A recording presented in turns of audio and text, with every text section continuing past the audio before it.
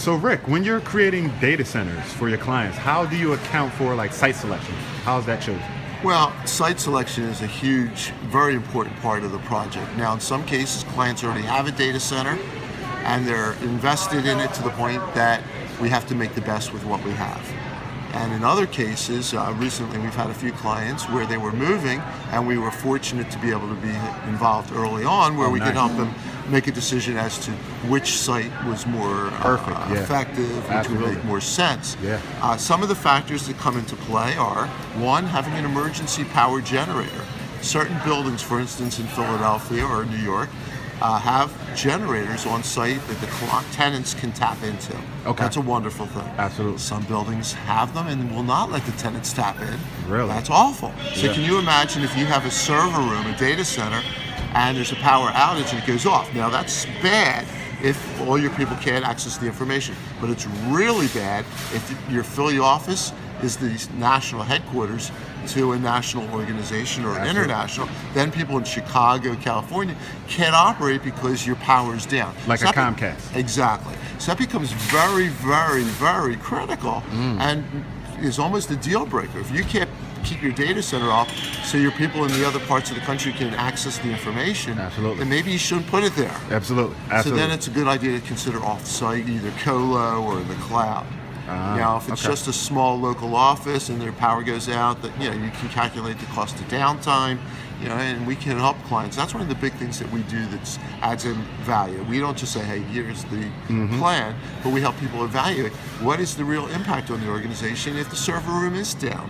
What is the value of a client? What if they lose one or two customers as a result of the outage? How does that impact their organization? Absolutely. All right. So power generation is a big part of it. The other is, you asked earlier offline about fire suppression. Recently we saw a data center that was built very close to railroad tracks. Now, railroad tracks today are still considered relatively safe, but with all the train derailments and things, would you want to be exposing your data center if you didn't have to be within 50 or 100 yards of railroad tracks? That would be, if you have a choice, that would be one of the factors. So fire safety is huge. Environmentals is huge. These are all issues. Structural analysis. No one likes to talk about it, but buildings are built to handle so many pounds per square foot. And today, with high density servers, server rooms are smaller, which means in a lot of cases we're putting more equipment in tighter cabinets. Same thing with the batteries, the UPS systems, the air conditioning. So we do need to do a structural analysis to make sure the building can actually handle it. We've seen projects, fortunately, we've never gotten in trouble on this, but we've seen projects where other people had built data centers and the floor started to sag, or there was risk of damaging the structure, or could risk life. So it is real. So is that something that you do as a courtesy up front? It's not a courtesy. We are required by law and permitting to ensure that the equipment that we're putting in is not overrating the structure. This is on the roof of the building as well as inside the server room. Because sometimes you don't want a server room on the ground floor. Ground floor, of course, is solid, but then you have the issue with floods. And water is an awful thing to mix with data.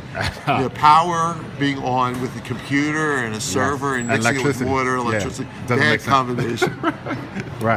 Awesome. Great question there. So yes, so we help with site selection. That is something that we're much involved in. Sometimes it's just within a building, saying which of these offices or which of these spaces could be best utilized. And we have a checklist that we go through, and we bring in engineers to ensure that we're doing it effectively.